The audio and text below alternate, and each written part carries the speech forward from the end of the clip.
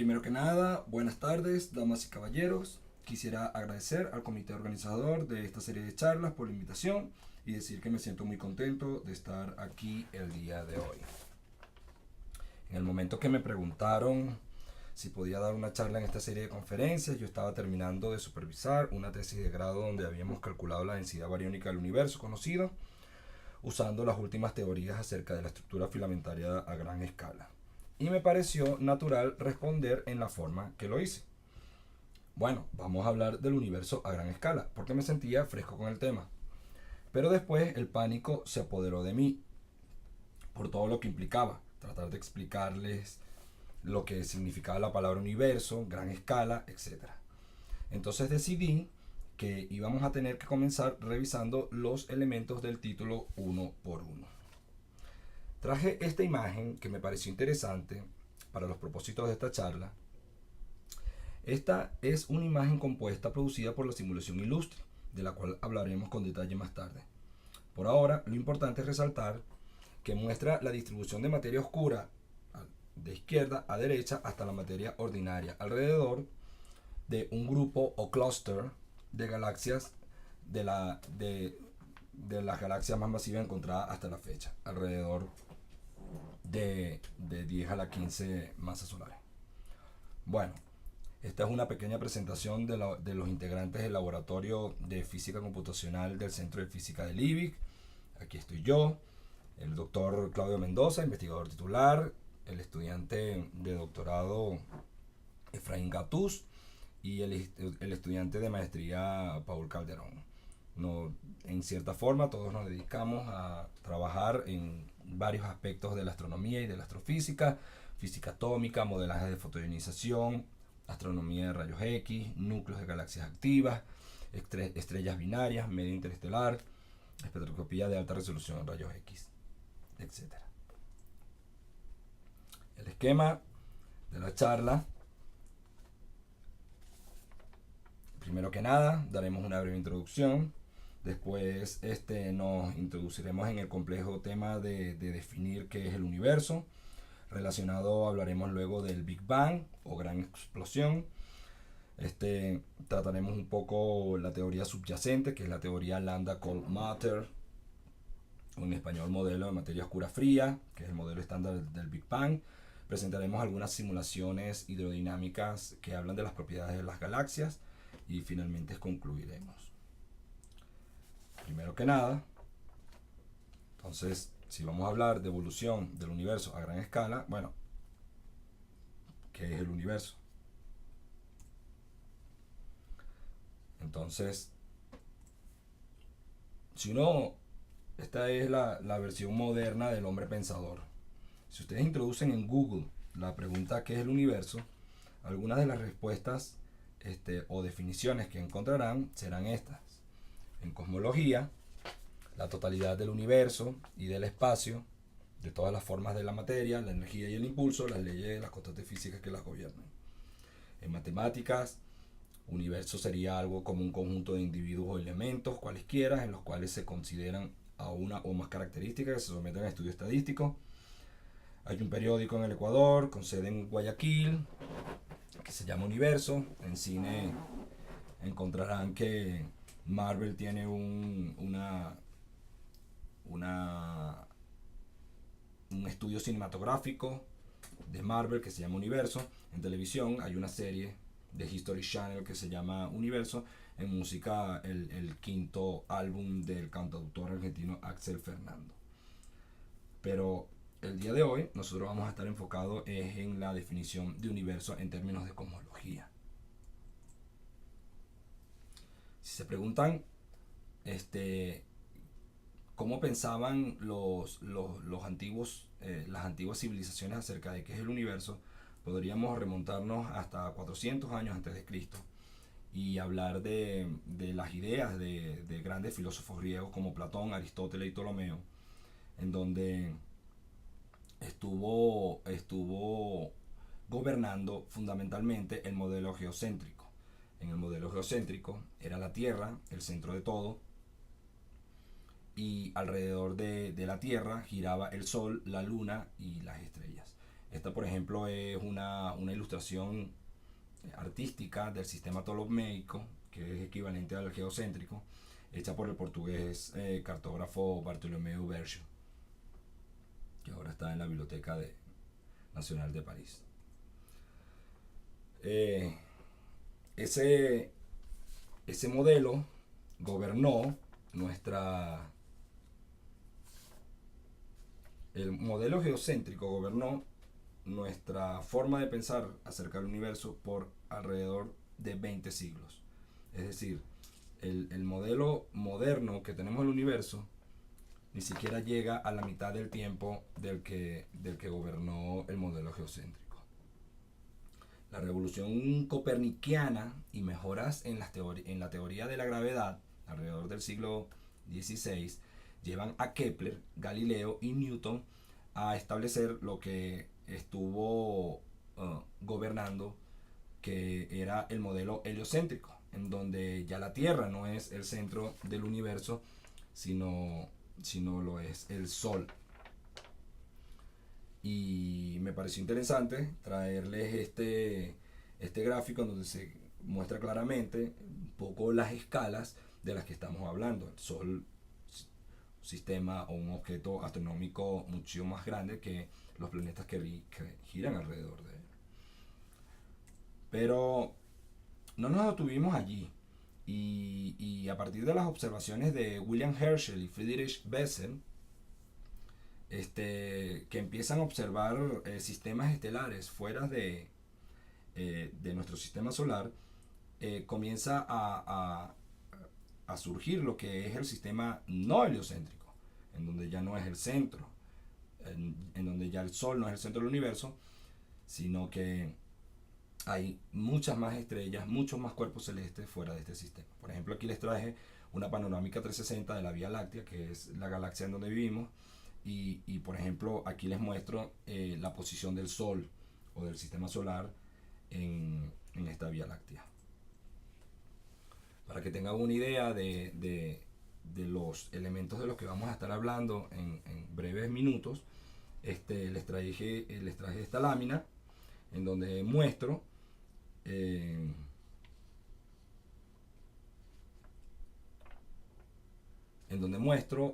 que, por ejemplo, aquí está la Tierra está embebida en el sistema solar se encuentra en un cuerpo que se llama la vecindad del sistema solar, compuesta por otras estrellas y otros soles, la cual al mismo tiempo se encuentra más o menos alrededor de este brazo espiral de la Vía Láctea. La Vía Láctea a su vez forma parte de un grupo que se llama el Grupo Galáctico Local, conformado por muchas otras galaxias, que al mismo tiempo forma parte de un sistema que se llama Supercluster de Virgo, el cual a su vez forma parte de un sistema que se llama el Supercluster Local, y con lo cual se forma parte a su vez de lo que ahora conocemos como el universo observable. Bien, dos piezas de información nos llevaron a introducir la palabra evolución en cuanto al universo nos referimos. La primera proviene de los trabajos pioneros del astrónomo estadounidense Edwin Hubble, por allá en 1929, en el que él demuestra que mientras más alejadas las galaxias estaban de nosotros, estas se alejaban más velozmente, a mayor velocidad. Por ejemplo, aquí tenemos en el eje X la distancia a la que se encuentran estas galaxias de nosotros en megaparsec, que es una unidad astronómica. Y aquí en el eje Y tenemos a la velocidad que se están moviendo al mismo tiempo, extraída de estudios espectrales, 1000, 2000 kilómetros por segundo. La segunda pieza de información proviene de las mediciones de la fluctuación de temperatura del universo. Por allá en 1964, Penzias y Wilson, casi por casualidad, descubren que el universo tiene una temperatura en averaje homogénea en todas las direcciones de más o menos 3 Kelvin, no asociada a ninguna estrella ni a ningún objeto astronómico.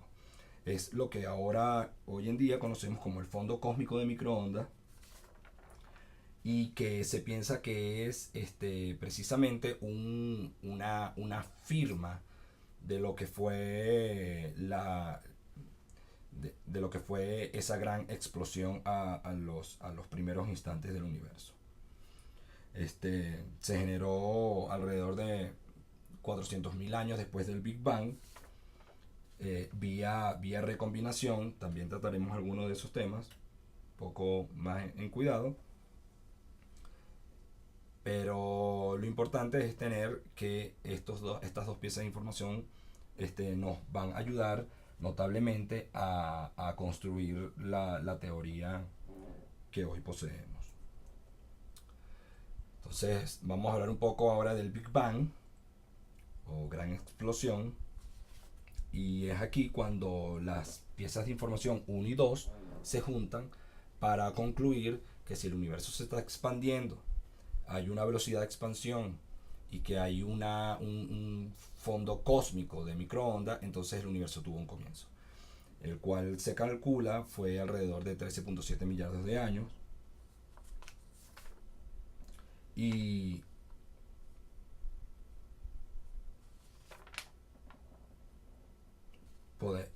les traje esta concepción artística de lo que fue el Big Bang para mostrarles. Por ejemplo, aquí tenemos una representación en 2D de lo que es el espacio 3D con las galaxias juntas al comienzo del Big Bang. Este es el Big Bang. Y a medida que el tiempo pasa, que es el eje vertical aquí, entonces ellas se van separando unas de las otras. Pero para ser más refinados, traje esta lámina muy famosa en internet, el cual describe bastante bien la historia del Big Bang. Es una lámina muy densa y llena de complejidades, pero vamos a tratar de hacerle un seguimiento a las eras más resaltantes. En esta dirección, lo que tenemos es el radio del universo visible. Y en esta dirección tenemos el tiempo posterior al Big Bang. Por ejemplo, en los primeros 10 a la menos 32 segundos, tenemos un periodo que conocemos como inflación, en donde el universo se expande exponencialmente, haciendo que éste se enfríe a medida que se expande. En el primer microsegundo se forman los primeros protones gracias a un plasma de quarks y gluones, los cuales son partículas fundamentales. En los primeros 0.01 segundos comienza la fusión nuclear y a los primeros 3 minutos termina, lo cual dando así a los núcleos de deuterio y helio. Pasados unos 400.000 años, con el enfriamiento cada vez más debido a la expansión del universo, los núcleos fusionados anteriormente se combinan con un mar de electrones para formar los átomos, que mayoritariamente terminan en hidrógeno neutro. Luego las zonas más densas se concentran gravitacionalmente para formar las estrellas, galaxias y planetas como las conocemos hoy en día. Esta parte de la gráfica, si quieren, la podemos revisar con un poquito más de cuidado, si nos queda algo de tiempo. Bueno, esto fue un breve resumen de lo que fue la historia del universo. Pero como supondrán, el Big Bang tiene que tener unas bases teóricas. Y el modelo Lambda-CDM es esa teoría. Este modelo predice con precisión cómo debe estar compuesto el universo. Aquí traje esta torta que muestra tal distribución. Lo primero que quiero hacer es notar es que solo el 4% del universo es lo que conforman todo lo que son las estrellas, las galaxias, los planetas y los elementos pesados de los cuales estamos compuestos nosotros. Lo que ven aquí, el resto, 23%, está en forma de materia oscura, un tipo de materia que no interactúa con las ondas electromagnéticas y por lo tanto no puede ni emitir ni absorber luz. Y lo que queda, más o menos 73%, la vamos a denominar energía oscura, y es la encargada de hacer que el universo se expanda y tenga las propiedades que las observaciones indican que tiene hoy en día. Pero todo esto está mejor cuantificado con esta ecuación que explicaremos en breve. No pretendo ser técnico, solo decir que aquí tenemos el parámetro de densidad total, que no es más que la densidad del universo sobre la densidad crítica, que es la densidad que posee el universo y que las mediciones muestran que es alrededor de 10 gramos por centímetro cúbico. Aquí tenemos la densidad de masa de materia, incluyendo la ordinaria, oscura más bariónica. Aquí tenemos la densidad de masa de partículas relativistas, fundamentalmente neutrinos.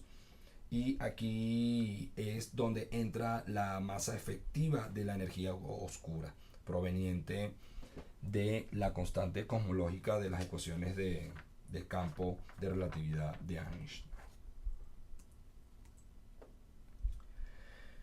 Bien, ¿para qué les muestro todo esto? Bueno, para dejarles saber que la estructura y tamaño del universo depende de estas cantidades.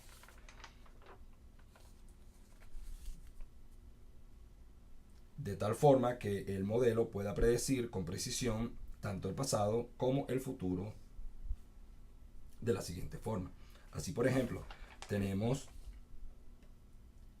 apuntando al eje Y, qué le pasará al universo dependiendo de la densidad de materia oscura y energía oscura. Comencemos con la curva amarilla. Si por ejemplo omega m, que es la densidad de materia oscura, es 5 y no hay energía oscura, lo que le ocurriría al universo es que efectivamente se expande hasta un punto. Nosotros lo veríamos expandiéndose todavía por esta parte, pero finalmente, debido a interacción gravitacional, el universo terminaría en alrededor de unos 20 millardos de años en algo que se conoce como un Big Crunch o un gran colapso. En la curva verde podemos observar que si esta cantidad disminuye todavía con energía oscura despreciable, vamos a observar una expansión. Sin embargo, sería a una tasa mucho más lenta de lo que estamos observando hoy en día. En el azul disminuimos esta cantidad un poco más y finalmente aquí en la roja hacemos que las fracciones de materia oscura y energía oscura estén dadas por estas cantidades. Y es lo que pensamos que está ocurriendo hoy en día. Fíjense, exactamente hoy, hace 13 millardos de años, el universo tenía un diámetro o un tamaño cercano a cero, y la predicción es que él se expandiría infinitamente con el tiempo.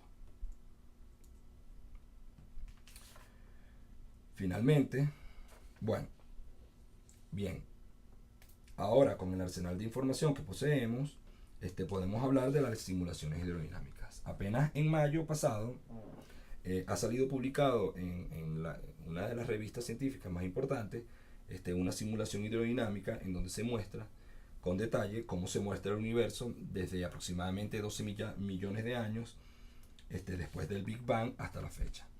La colaboración entre el Instituto de Tecnología de Massachusetts, MIT, Harvard e importantes centros de investigación de Alemania han creado el primer universo virtual. Les tomó aproximadamente 16 millones de horas de CPU distribuidos en 8.192 computadoras, y es la primera vez que se realiza una simulación en donde se conecta tanto los detalles a pequeña escalas galácticas, como los agujeros negros y el gas que entra y sale de ellos, así como la distribución de materia en la forma en que la estamos observando hoy, con la estructura a gran escala. Esta gráfica, por ejemplo, aquí por ejemplo les muestro un corte de esta simulación en donde podemos observar la simulación Illustri, centrada en uno de los clústeres de galaxias más conocidos más masivos que conocemos hasta la fecha. Los filamentos azul azul y púrpura muestran la localización de la materia oscura, la cual atrae a la materia normal gravitacionalmente y ayuda a mantener a las galaxias y a los clústeres juntos. Las burbujas rojas, naranjas y blancas muestran donde el gas ha sido barrido hacia afuera por supernovas o chorros que salen de los agujeros supermasivos. Los resultados finales se pueden observar en esta gráfica, en donde del lado izquierdo tenemos una foto real en la banda óptica tomada por el telescopio espacial Hubble, conocida como una foto ultra profunda. Y en mano derecha tenemos un corte de esta simulación cuando ella termina, en la misma banda, mostrando altas similitudes en la distribución de la formología de las galaxias, espiral, elípticas, en el brillo de cada una de ellas, en la distribución de hidrógeno que está de fondo, etc. El resumen la podemos ver finalmente en la simulación, que está de esta forma. Vamos a ver, fíjense que aquí está el tiempo que ha transcurrido desde que el Big Bang comienza, un millardo de años después del Big Bang. Tenemos la distribución de materia oscura dada en esta forma filamentaria, en donde se empiezan a acumular todos los elementos de hidrógeno y de materia bariónica que están alrededor de ella. Seguimos evolucionando en el tiempo y vemos, ya comenzamos a ver formación de núcleos y de galaxias, los cuales comienzan a tener formación estelar, y esas estrellas empiezan a explotar en forma de supernova. Ahora ya el código de color indica la temperatura del gas y podemos observar claramente las explosiones, como el material que se sintetiza en el núcleo de las estrellas se va regando a través de todo el universo.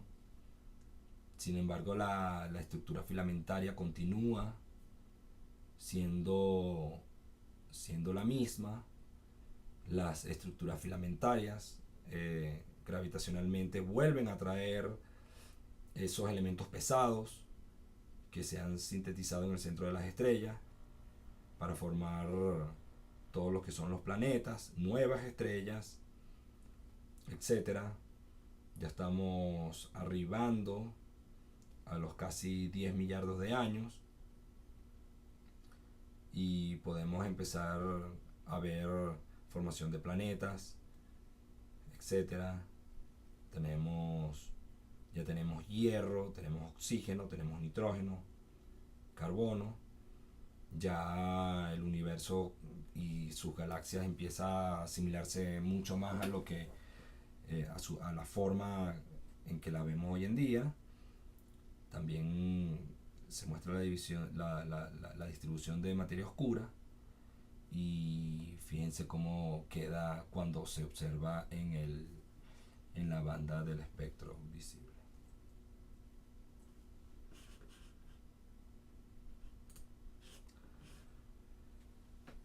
Ha sido un largo camino, pero debemos concluir. La teoría del Big Bang y el modelo Lambda CDM predicen un universo plano y expandiéndose infinitamente. La inflación, con el descubrimiento de ondas gravitacionales que salió publicado apenas este año, ha demostrado ser un elemento clave y que encaja correctamente en la teoría. Las simulaciones hidrodinámicas apuntan a que la estructura del universo es en forma de una red cósmica filamentaria, que la estructura básicamente a gran escala está dada por materia oscura, una materia que todavía estamos estudiando y que hay misiones importantes que van a salir en el futuro para cuantificar con precisión. Pero bueno, como saben, hay mucho trabajo por hacer. Por ejemplo, el problema de la gravedad cuántica, que la gravedad no se unifica con las otras tres fuerzas, es un problema abierto. ¿Qué pasa antes de la era de Planck? La era de Planck es precisamente ese preciso instante en que ese punto singular de altas densidades y alta temperatura comienza a expandirse. Y bueno, estamos para servirles cualquier cosa.